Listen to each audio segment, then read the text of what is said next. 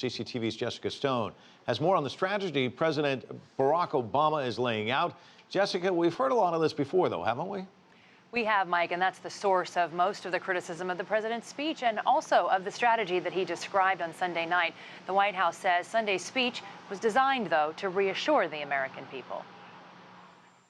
It is only the third time in his presidency that U.S. President Barack Obama used an Oval Office televised speech to communicate to the American people.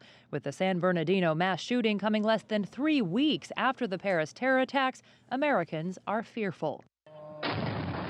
Obama acknowledged the changing face of ISIL, which, like al-Qaeda before it, has moved from mass casualty plots to inspiring lone wolf attacks. He called on Muslim Americans to root out radicalization in their communities.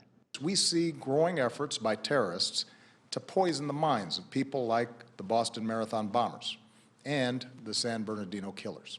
But the president offered no new prescriptions on guarding against lone wolf attacks, no new surveillance, detention, or tracking efforts as the French approved last month.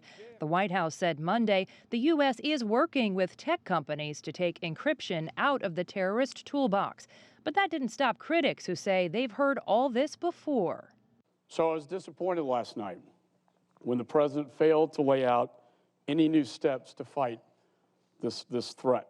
More than a year of U.S. airstrikes has not eliminated the terror group ISIL in Iraq and Syria. Obama noted new contributions from France, the UK, and Germany, more U.S. special forces, and training for local ground forces. But in September, an American general admitted the U.S. has trained only perhaps 5 Syrian opposition forces. It is still an open question whether Arab allies in the region will send more effective ground forces. I don't think American sons and daughters need to go back into the Middle East. I'm for letting the boots on the ground be Arab boots on the ground. Back at home, the FBI now confirms the California couple was radicalized and had practiced shooting before last week's attacks.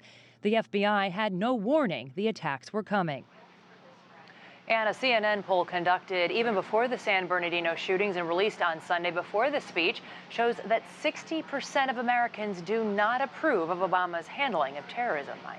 We also heard the U.S. president call on Congress again to toughen gun laws, but those calls have been blocked repeatedly.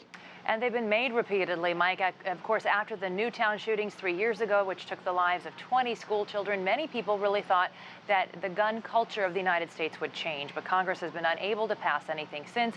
And as recently as last week, Senate Republicans blocked a measure that would keep people on the no-fly list from buying guns. And the president talked about that over the weekend and again during his speech as well. All right, Jessica, thanks so much.